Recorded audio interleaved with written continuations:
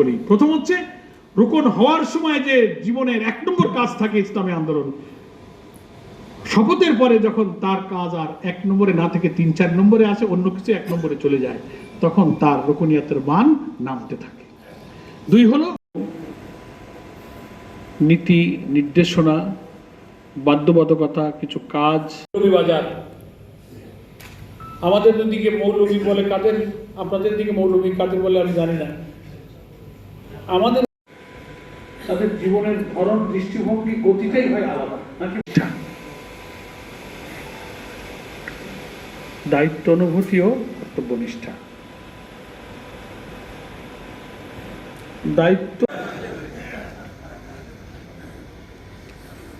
এতক্ষণ যে কথাগুলো বললাম আরেকবার শুকর আদায় করি, আলহামদুলিল্লাহ। চতুর্থ অংশে আসতেছি। দায়িত্ব হয়েছে, কর্তব্য হয়েছে, প্রথমে রোপণ হয়েছে, বুঝেছি না আমরা? এখন নিষ্ঠা।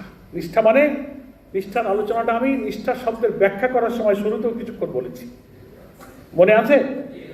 এই দায়িত্ব, এই শপথ আমি ইখলাসের সাথে পালন করব। পৃথিবীর সব আমল, সব কাজ, সব নামাজ, সব জিহাদ, সব ত্যাগ, সব কোরবানি বিফলে যাবে যদি সেইটা আমল করার জন্য আমার নিয়তের মধ্যে কোনো গলদ থাকে, নিষ্ঠার অভাব থাকে। পৃথিবীর কোন আমল আল্লাহর কাছে কবুল হবে না।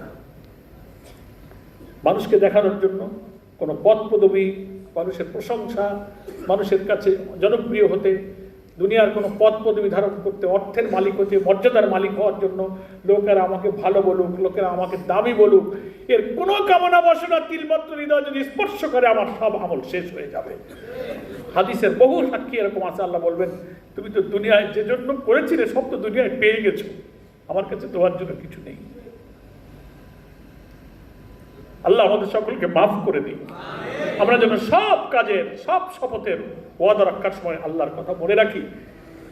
আমি কোনো জেলা আমিরকে, কোনো আমিরে জামাতকে, আমার কোনো উদ্বোধনকে দেখাবার জন্য আমি কিছু করি না। যার কাছে বিনিময় চাই সে দেখলে আমি খুশি, তিনি খুশি হলে আমি খুশি। আর আমার রব যদি আমার উপরে খুশি হয়ে যায়, আমার পৃথিবীর আর কি হারাবার আছে? আমি তো সবকিছুই পেয়ে গেলাম। মৌতে, কবরে, জাহান্নাম, জান্নাত, আখিরাতের সব জায়গায় ওই রব যদি আমার সাথী হয়ে যান, আমার উপরে তিনি সন্তুষ্ট থাকেন, পৃথিবীর কোনো কমতি আমার জন্য লোকসানের কারণ নয়। আমি তাকে খুশি করার জন্য পৃথিবীর সব ছাড়তে রাজি, কিন্তু তাকে ছেড়ে দিয়ে পৃথিবীর কোনো কিছু পেতে আমি প্রস্তুত নই। এটার নাম হচ্ছে ইখলাস। আমাদের এখন আত্মপর্যালোচনা, আত্মসমালোচনা গভীরভাবে করতে হবে যে আমার কাজের মধ্যে এখন ইখলাসের কোনো ত্রুটি আছে কিনা, নিষ্ঠার কোনো ত্রুটি আছে কিনা। তাহলে এতদিনের শ্রম আমার সব পণ্যশ্রম হয়ে গেল। মাপ চাইতে হবে, লজ্জিত হতে হবে, অনুতপ্ত হতে হবে, অস্ত্রসিক্ত হতে হবে। আর হায়াত যতক্ষণ থাকবে এই ইখলাসের উপর দিয়েই আমাকে এই দায়িত্ব পালন করতে হবে। আমি আল্লাহকে ছাড়া কাউকে দেখাতে চাই না। শেষ কথা বলি যে এত কষ্ট করা রুকনিয়াত, এত কষ্ট করা বায়াত, এত কষ্ট করা আমার মান, আমার আমল, আমার আখলাক আমি যে অর্জন করলাম, এই মানও কিন্তু অনেক সময় নেমে যায়, যায় না? মান নামে বলেই তো রুকনিয়াত মুলতবি হয়, বাতিল হয়। কি কারণে রুকনিয়াতের মান নামে? এই কারণটা যদি জানা থাকে তাহলে নিজে একটু সাবধান থাকা যায়, নাকি বলেন?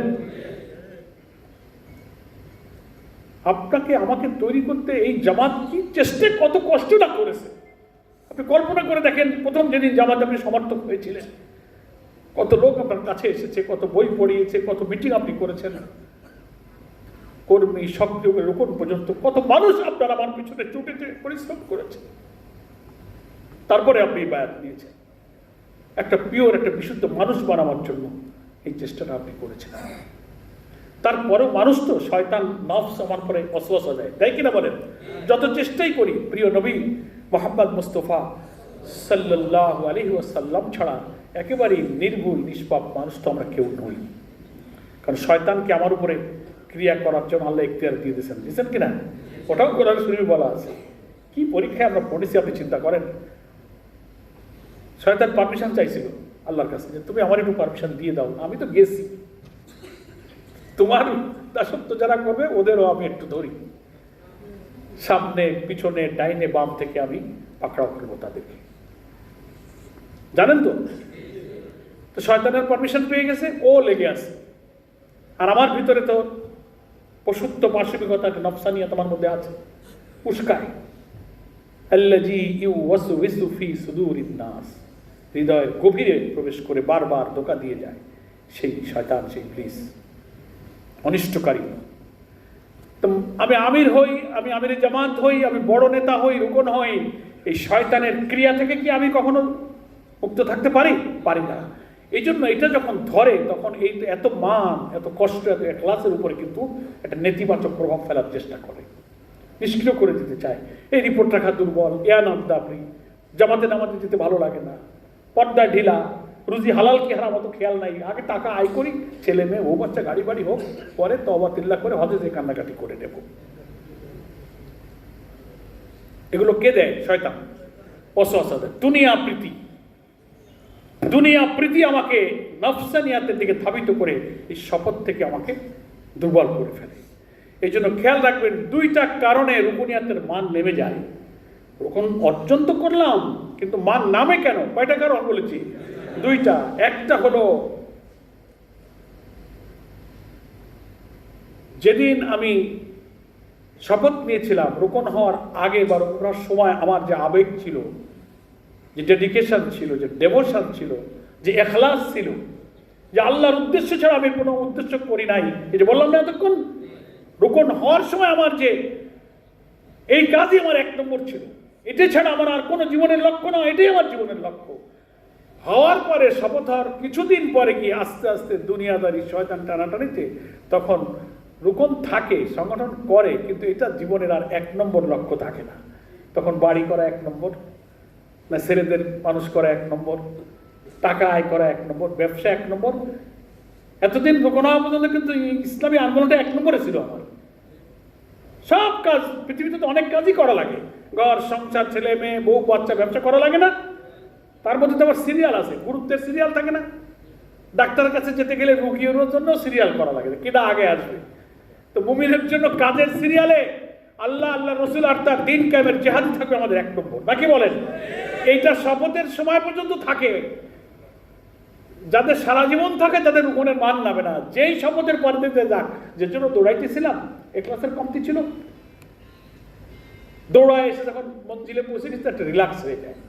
শয়তান বড় মেয়ে আবার ধরে, পাইছি তো, শপথ তো পড়ছে, এখন একটু ডাউন দাও, 5% দিতে, 6% দিতে, এখন একটু কমাও, খরচ আয় বেড়ে গেছে, দেখো না, বাড়ি টাড়ি করো, ছেলে মেয়ে বিয়ে দেবা, এ বাড়ি মানুষ আসলে কিরম দেখা যায়, টাকা ধার করো, লোন করো, সুদি ব্যাংকে যাও, পরে শোধ করে দিও। এগুলো ওয়াসওয়াসা দেয়। কে দেয়? জামাতে একটু ঢিল, একটু ঘুমাই থাকি, আজ আমি যে শুনছি, তো পরে ঘরে পড়ে নি মানে। এটা কার কাম? এটা নফসের কাম। এটা কার কাম? নফসের। এই করে করে রিপোর্ট, ইয়ানাত, বৈঠক, ফরজ ওয়াজিব, এই যত কথা বলেছিলাম সবটার মধ্যে শীতলতা ধরে দিয়ে শপথের সময় আমার যে আবেগ ছিল, যে কাজকে জীবনের লক্ষ্য মনে করেছিলাম, তখন এই লক্ষ্যে এক নম্বর যখন আমার এই কাজ আর থাকে না, অন্যগুলো এক নম্বরে চলে আসে, এটা তখন নিচে যায়।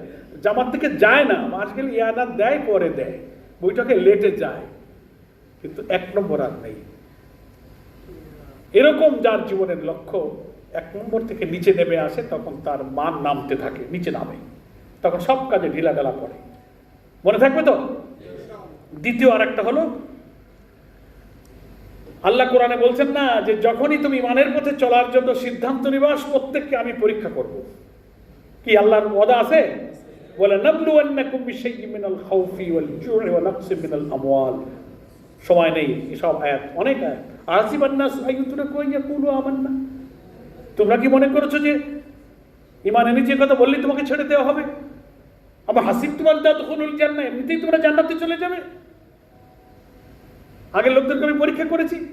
এই যে আল্লাহর ওয়াদা, ইমানের পথে চলার সিদ্ধান্ত নিয়ে ফেলছি, এখন যে পরীক্ষা আসবে,